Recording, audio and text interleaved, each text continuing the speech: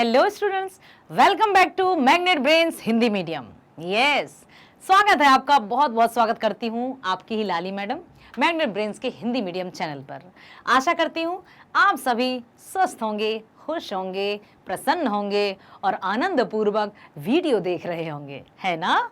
आइए स्वागत करती हूँ। प्रीवियस वीडियो में हमने पाठ 17 पाठ्य पुस्तक क्षितिज जो मेन बुक है हमारी, उसका अंतिम पाठ संस्कृति पढ़ा, है ना। प्रीवियस वीडियो में आपने देखा ना। आज उसी पाठ अर्थात पाठ्य पुस्तक क्षितिज के अंतिम चैप्टर संस्कृति के प्रश्न अभ्यास आज हम करेंगे। संस्कृति को कितना समझा, सभ्यता और संस्कृति को कहीं आपने फिर से मिला तो नहीं दिया, औच पौच तो नहीं हो गया यहाँ पर। अभी प्रश्न उत्तर जब अभ्यास करेंगे तब पता चल जाएगा, क्योंकि मैं आपसे पूछने वाली हूँ प्रश्नों के उत्तर और साथ ही साथ पूछने वाली हूं प्रश्नों के अर्थ। हाँ, आप कहेंगे मैम प्रश्नों के अर्थ क्या? प्रश्नों के अर्थ जब तक नहीं समझेंगे उत्तरों का निर्माण कैसे करेंगे। आइए स्वागत है, चलते हैं प्रश्न अभ्यास पर। पहला प्रश्न, लेखक की दृष्टि में सभ्यता और संस्कृति की सही समझ अब तक क्यों नहीं बन पाई है? बताइए, क्यों अभी तक हम नहीं समझ पाए कि संस्कृति क्या है, सभ्यता क्या है, या दोनों एक ही हैं या अलग अलग हैं, क्या है? आइए, लेखक की दृष्टि में सभ्यता और संस्कृति शब्दों की सही समझ अब तक इसलिए नहीं बन पाई क्योंकि लोग सभ्यता और संस्कृति शब्दों का प्रयोग तो खूब करते हैं, पर वे इनके अर्थ के बारे में भ्रमित रहते हैं। वे इनके अर्थ को जाने समझे बिना मनमाने ढंग से इनका प्रयोग करते हैं। इन शब्दों के साथ भौतिक और आध्यात्मिक विशेषण लगाकर इन्हें और भी भ्रामक बना देते हैं। एक तो वैसे ही भ्रम उत्पन्न है, एक तो वैसे ही कंफ्यूज्ड हैं कि सभ्यता क्या है, संस्कृति क्या है, क्या सभ्यता और संस्कृति एक ही है। दूसरा और क्या कर देते हैं, आध्यात्मिक विशेषण लगाकर और भी अधिक भ्रामक बना देते हैं। ऐसी स्थिति में लोग इनका अर्थ अपने अपने विवेक से लगाने लग जाते हैं, अपनी अपनी समझ के अनुसार लगाने लगते हैं। इससे स्पष्ट है कि इन शब्दों के सही अर्थ की समझ अब तक आई ही नहीं। क्या मैं आपसे पूछ सकती हूं, क्या आप समझ गए हैं बेटा कि संस्कृति और सभ्यता दोनों अलग अलग हैं या एक ही है? यदि अलग अलग हैं तो इनके अंतर क्या है, बताइए। ओके, बहुत सही। अगला प्रश्न है, आग की खोज एक बहुत बड़ी खोज क्यों मानी जाती है भाई? हाँ, इस खोज के पीछे रही प्रेरणा के मुख्य स्रोत क्या रहे होंगे? आग की खोज करने के पीछे आदि मानव द्वारा आग की खोज की गई। कैसे की गई थी पता है ना, इतिहास में पढ़ा होगा। दोनों पत्थरों को टकराया, चिंगारी छूटी, चिंगारी से देखा अरे वाह, फिर धीरे धीरे उन्होंने आग से भोजन को पकाना। पहले तो जानवरों का मांस कच्चा ही खा जाता था मानव, फिर धीरे धीरे आग के आविष्कार के साथ उसने मांस को पकाकर खाना सीखा। पकाकर खाया तो स्वादिष्ट लगा और धीरे धीरे इस तरह से आग का आविष्कार हो गया। तो कौन सी प्रेरणा रही होगी, क्यों आग का आविष्कार हुआ? आइए देखते हैं। आग की खोज एक बहुत बड़ी खोज इसलिए मानी जाती है क्योंकि इससे मनुष्य की जीवन शैली और खान पान में बहुत बदलाव आया। जीवन शैली में भी आया, साथ ही साथ उसके खान पान में भी आया। दूसरे मनुष्य के पेट की ज्वाला अधिक सुविधाजनक ढंग से शांत होने लगी। पेट की ज्वाला क्या होती है? क्या पेट में आग लग जाती है? भूख को पेट की ज्वाला भी कहा गया है कि भूख की आग या पेट की ज्वाला से अधिक दहकती हुई आग कोई नहीं होती। ठीक है, तो यहाँ पर उनकी पेट की आग की ज्वाला अधिक सुविधाजनक ढंग से पूरी हुई। इससे उसका भोजन स्वादिष्ट बन गया तथा उसे सर्दी भगाने का साधन भी मिल गया। सर्दियों में मनुष्य ठिठुरता था, कुछ नहीं था, क्योंकि पहले तो वस्त्र आदि का भी आविष्कार नहीं हुआ था। अब क्या हुआ, आग के आविष्कार के साथ ही साथ उसको सर्दी में उससे बहुत राहत मिली, उसका सर्दी भगाने का एक साधन मिल गया।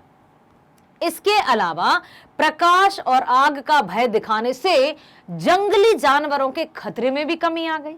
अब सोचिए कितने सारे एक आविष्कार से उनका फायदा हुआ, उनको लाभ पहुंचा। प्रकाश हुआ, पहले तो अंधकार रहता था, चांदनी रात जब होती थी तब उनको कुछ अच्छे से दिखाई देता था, शिकार करते थे।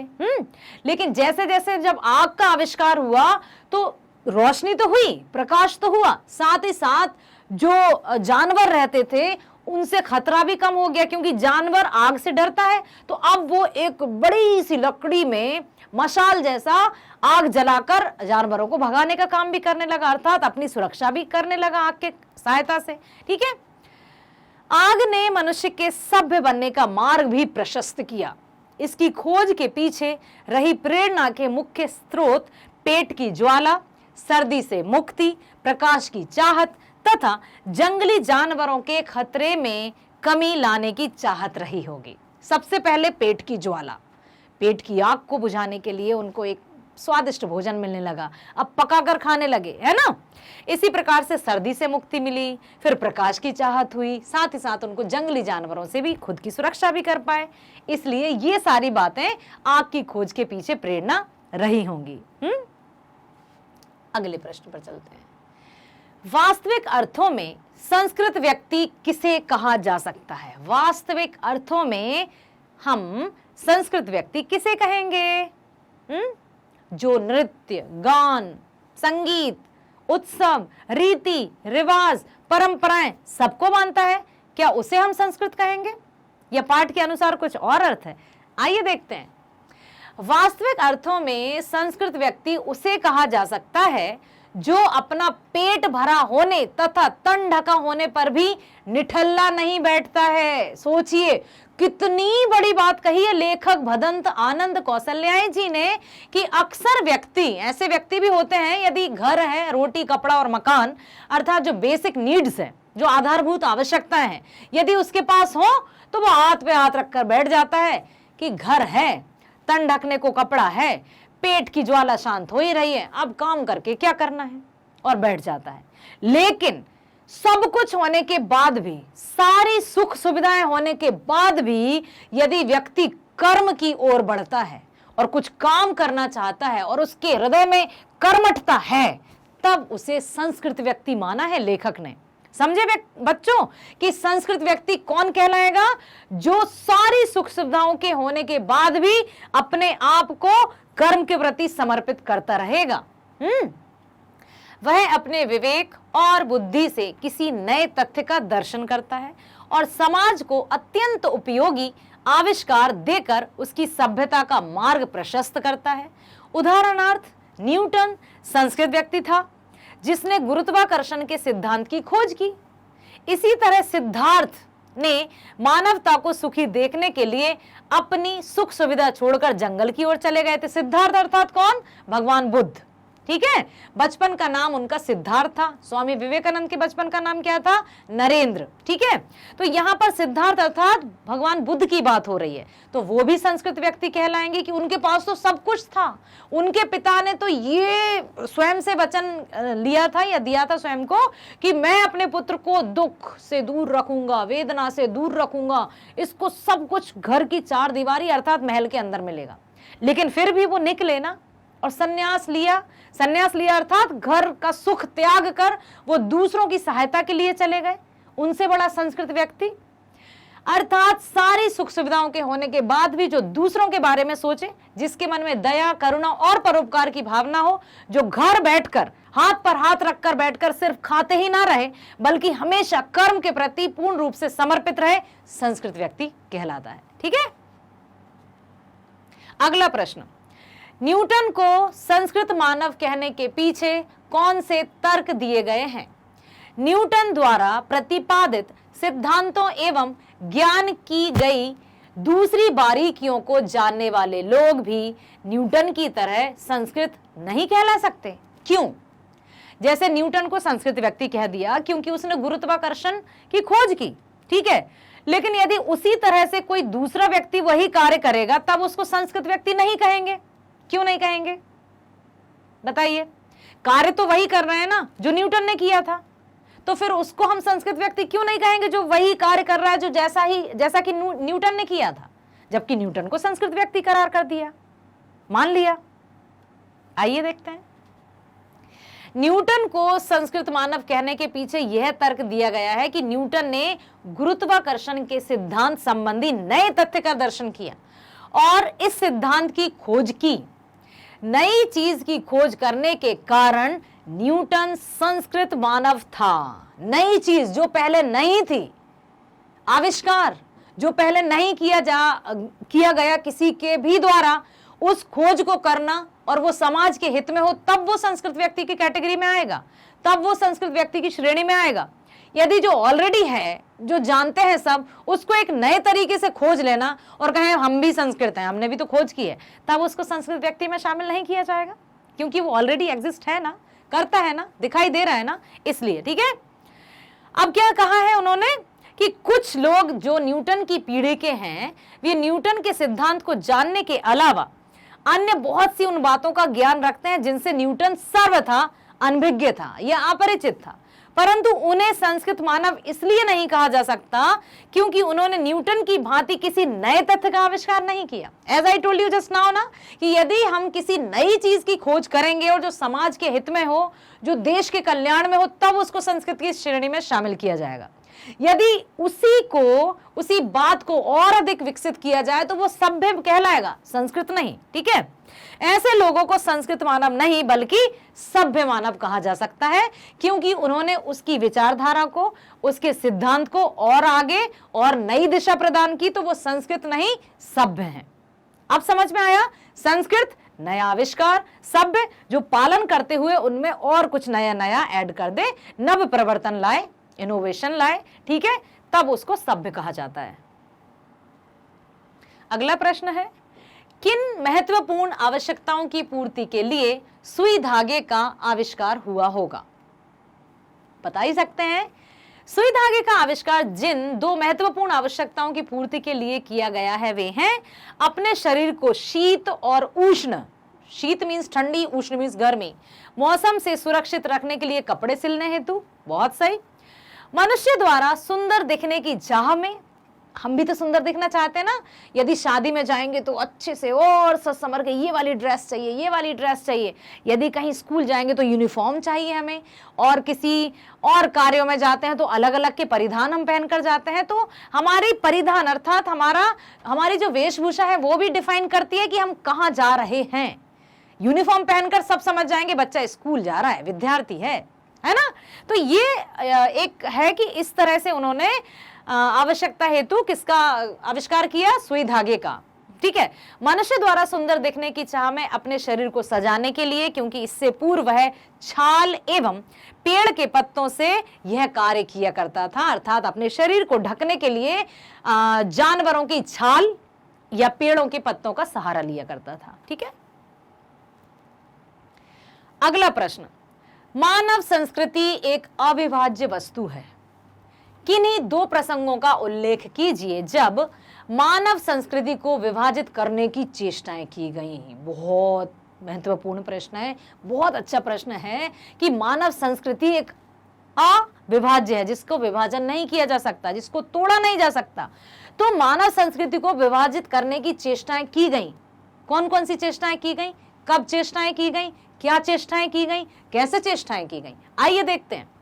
समय समय पर ऐसी कुचेष्टाएं की गई जब मानव संस्कृति को धर्म और संप्रदाय में बांटने का प्रयास किया गया। संस्कृति का नाम दे दिया कि तुम हिंदू संस्कृति के हो, तुम मुस्लिम धर्म के हो, तुम सिख संप्रदाय के हो, तुम इसके हो, मतलब संस्कृति को एक अलग ही नाम दे दिया आपस में बंटवारा करने के लिए, भेदभाव उत्पन्न करने के लिए। ठीक है, यहां पर क्या किया? कुछ असामाजिक तत्व तथा धर्म के तथाकथित ठेकेदारों ने हिंदू मुस्लिम सांप्रदाय का जहर फैलाने का प्रयास कर मानव संस्कृति को बांटने की कुचेष्टा की। ठीक है, इन लोगों ने अपने भाषणों द्वारा दोनों वर्गों को भड़काने का प्रयास किया। इनके त्योहारों पर भी एक दूसरे को उकसाकर धार्मिक भावनाएं भड़काने का प्रयास किया। साथ ही साथ वे मस्जिद के सामने बाजा बजाने और ताजिए के निकलते समय पीपल की डाल कटने पर संस्कृति खतरे में पड़ने की बात कहकर मानव संस्कृति विभाजित करने का प्रयास करते रहे। ऐसे लोग समाज में हमेशा से रहे हैं, जो जहां कुछ अच्छा होता है ना, उसमें कड़वाहट डालने की कोशिश करते हैं। अब ये हम पर निर्भर करता है बेटा, बहुत अच्छे बच्चे हैं, ध्यान से सुनिएगा मेरी बात, कि ये हम पर निर्भर करता है कि हम कानों के कच्चे हैं या दिमाग के अच्छे हैं। समझ में आई मेरी बात, कि भड़काने से हम क्यों भड़कें, क्यों भीड़ में कुछ बात कह दी जाए और कह दिया जाता है किसी से कहना मत, पता चलता है एक ऐसे व्यक्ति से वो बात कहते हैं जो ताकि वो सब में फैला दे। तो जिसको बात फैलानी होती है वो किसी ऐसे व्यक्ति को ढूंढता है जिसके पेट में बात नहीं पचती, और क्या कहता है, मैं तुमको सिर्फ बात बता रहा हूं, किसी से कहना मत, जबकि उसको पता है कि इसके बात यदि इसके पास गई तो सब में पहुंच ही जाएगी। मैं पीठ पीछे रहूंगा, मैं हेडन रूप में रहूंगा और बात मेरी सब में फैल भी जाएगी। तो हम कानों के कच्चे हमें नहीं होना है, अपनी बुद्धि से, अपने विवेक से हमें कार्य लेना है कि कोई भी हमारी मानसिकता को गुलाम ना बना सके। ठीक है, हम मानसिक रूप से किसी के गुलाम ना बन सकें, इस बात का आपको ध्यान रखना है बच्चों। अक्सर कानों के कच्चे होने पर हमें तरह तरह से लोग यूज करते हैं, उपयोग करते हैं। हमें मैदान का खिलाड़ी बनना है या खिलौना बनना है, ये हम पर निर्भर करता है। तो हमें खिलौना नहीं, हमें खिलाड़ी बनना है। जीत और हार अलग, दोनों अलग पहलू हैं, लेकिन हम खिलौना नहीं बनेंगे, किसी के हाथ में हम उपयोग में नहीं आएंगे। हम अपनी बुद्धि से काम लेंगे, विवेक से काम लेंगे कि यह करने से क्या हित होगा, यह करने से किसका अहित होगा। यदि हित है तो हमें आगे बढ़ते जाना है, अहित है तो टाटा बाय बाय कह देना कि थैंक यू सो मच, आपने बहुत अच्छी बात की, मैं सोचूंगा, देखता हूं, और हम बढ़ेंगे आगे की तरफ। धार्मिक भेदभाव को मन में नहीं पनपने देना है, क्योंकि हम सब मानव हैं, मानवता सबसे बड़ा धर्म है। ओके, तो देखिए यहाँ पर कितनी अच्छी बात की है उन्होंने। वे मस्जिद के सामने बाजा बजाने और ताजिए के निकलते समय पीपल की डाल कटने पर संस्कृति खतरे में पड़ने की बात, कुछ भी भ्रामक बातें फैलाई जाती है, कुछ भी अफवाहें फैलाई जाती हैं जिससे जनता में उत्पन्न हो, रोष उत्पन्न हो और आपस में भिड़ंत होने लगे। ठीक है,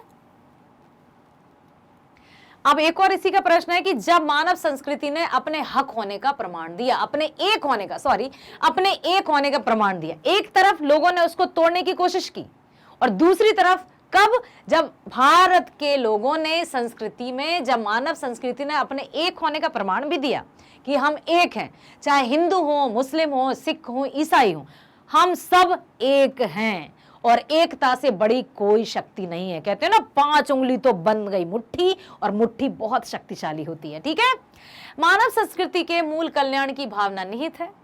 इस संस्कृति में अकल्याणकारी तत्वों के लिए स्थान नहीं है। समय समय पर लोगों ने अपने कार्यों से इसका प्रमाण भी दिया है, जैसे भूखे व्यक्ति को लोग अपने हिस्से का भोजन खिला देते हैं, ये भी एक संस्कृति की पहचान है। बीमार बच्चे को अपनी गोद में लिए मां सारी रात गुजार देती है। कार्ल मार्क्स ने आजीवन मजदूरों के हित के लिए संघर्ष किया। लेनिन ने अपनी डेस्क की ब्रेड भूखों को खिला दिया जबकि वो स्वयं भूखे थे। सिद्धार्थ अर्थात महात्मा बुद्ध मानव को सुखी देखने के लिए राजा के सारे सुख छोड़कर ज्ञान प्राप्त हेतु जंगल की ओर चले गए। ये संस्कृति को, ये भारतीय सभ्यता को एक करने के ही तो प्रमाण है। जब वे ये कर सकते हैं तो हम और आप क्यों नहीं, आप भी करेंगे। समाज की जिम्मेदारी आपके कंधों पर है बेटा। अब आप कहते हैं ना, इंसाफ की डगर पर बच्चों दिखाओ चल के, ये देश है तुम्हारा, नेता तुम ही हो कल के। आपके मजबूत कंधों पर अब समाज की जिम्मेदारी है। आपको तय करना है कि आप इसको किस तरह से निभाएंगे। और हम सब ये दुआ करते हैं, ये प्रार्थना करते हैं कि हमारे बच्चे सच्चाई की राह पर चलकर एक सभ्य व्यक्ति बनेंगे, एक संस्कृत व्यक्ति बनेंगे और समाज को, देश को ऊंचाइयों तक ले जाएंगे। अगला प्रश्न है, आशय स्पष्ट कीजिए।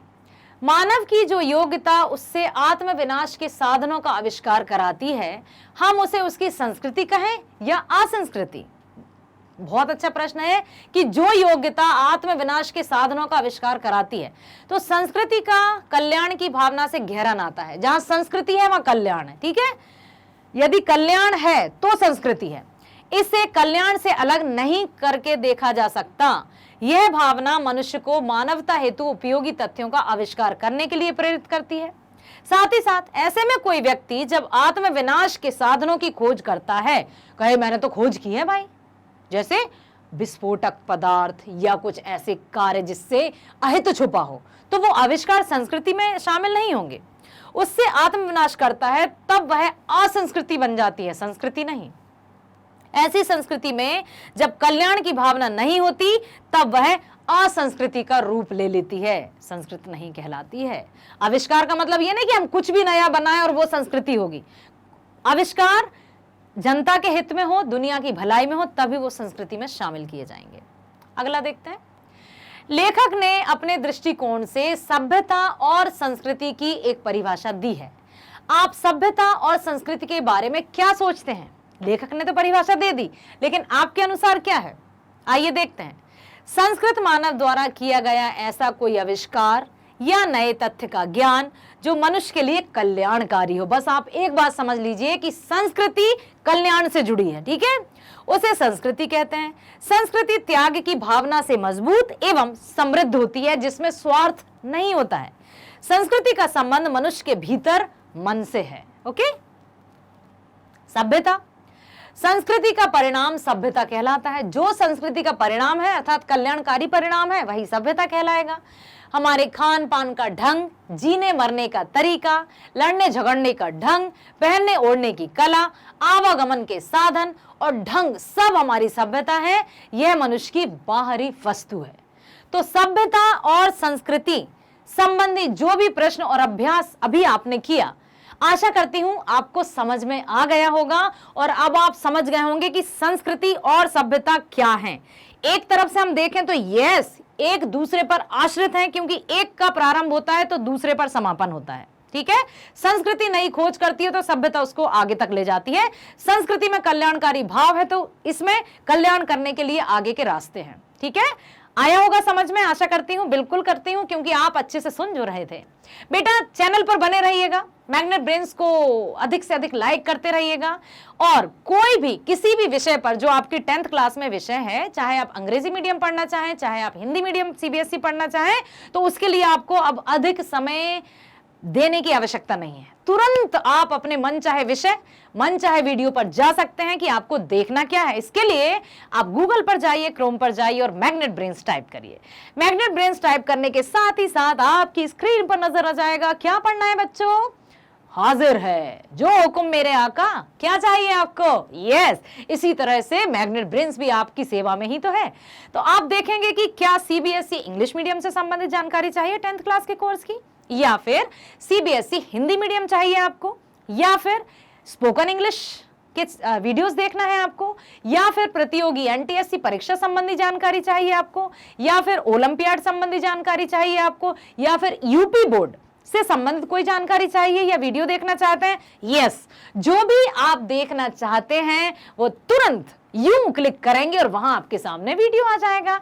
ओके, आप हिंदी मीडियम देखना चाहते हैं अपने विषयों को कि हिंदी मीडियम में हमें पढ़ना है, बिल्कुल बेटा आप पढ़ सकते हैं। क्लिक किया, इस तरह से आ गया हर एक विषय शिक्षक के साथ आपकी स्क्रीन पर। आपको हिंदी पढ़ना है तो हिंदी पर जाएंगे। हिंदी पर पढ़ने के साथ ही साथ आपको हिंदी से संबंधित संपूर्ण जानकारी यहां पर उपलब्ध हो जाएगी। ठीक है? उपलब्ध होते ही आप यहाँ क्या जानना चाहते हैं? पाठ्यक्रम जानना है या कविता संबंधी जानकारी जानना है, या पाठ में प्रश्नोत्तर चाहिए, पाठ का सार चाहिए, या बहुविकल्पीय प्रश्न चाहिए? क्या सब कुछ मिलेगा क्लिक करते ही। ओके, पाठ्यक्रम जानना है ना, तो पाठ्यक्रम जानने के लिए क्लिक किया आपने पाठ्यक्रम पर और पाठ्यक्रम से रिलेटेड यहाँ आ गई आपकी पुस्तकें। चार पुस्तकें पढ़ेंगे क्या मैडम? नो मेरे बच्चों, आप यदि कोर्स ए पढ़ते हैं, 10th कोर्स ए पढ़ते हैं, तब आपकी क्षितिज और कृतिका रहेंगी। यदि 10th कोर्स बी पढ़ते हैं तब आपकी स्पर्श और संचयन रहेंगी। क्लियर है? तो चारों पुस्तकों के हर एक पाठ की जानकारी प्लस उसमें जो भी पाठ है उसमें दिया क्या गया है वो जानकारी इस वीडियो में मिलेगी। तो इस वीडियो को आप अच्छे से देखिएगा, सुकून से देखिएगा और साथ ही साथ अपने जो क्लासमेट्स हैं उनको भी शेयर कीजिए ताकि आपकी तरह वे भी इंटेलिजेंट स्मार्ट बन जाएं भाई, है ना? ओके, अधिक से अधिक चैनल को लाइक कीजिएगा, सब्सक्राइब कीजिएगा और शेयर करना मत भूलिएगा। क्यों? क्योंकि भाई मैग्नेट ब्रेन्स लेकर आया है कक्षा 6वीं से 12वीं तक की स्कूली शिक्षा 100% फ्री। यस, बिल्कुल सही सुना है आपने, आपसे कोई चार्ज नहीं लिया जाएगा। आपको वीडियो देखने के लिए कोई पेड सब्सक्रिप्शन नहीं करना होगा, कभी भी मींस कभी भी, हमेशा आपको फ्री वीडियोस प्रोवाइड कर रहा है मैग्नेट ब्रेन्स। एक ही चैनल पर सब कुछ है यहां पर, बम्पर प्राइज, यस, कहते हैं ना all in one. Magnet brains पर मिलेगा आपको हिंदी मीडियम, इंग्लिश मीडियम, प्रतियोगी परीक्षाओं की जानकारी, हर एक विषय क्या चाहिए आपको वो यहां पर मिलेगा। तो बेटा चैनल को लाइक कीजिए, अधिक से अधिक सब्सक्राइब कीजिए, शेयर करते हुए अपने जो भी फ्रेंड्स हैं उनसे कहिए कि सब्सक्राइब करें, लाइक्स करें, ठीक है। लाइक करने के साथ ही हम और आप बने रहेंगे हमेशा साथ साथ, और मिलेंगे नेक्स्ट वीडियो में इसी पार्ट के बहुविकल्पीय प्रश्नों के साथ। तब तक के लिए नमस्कार, बाय बाय, स्वस्थ रहिए, खुश रहिए।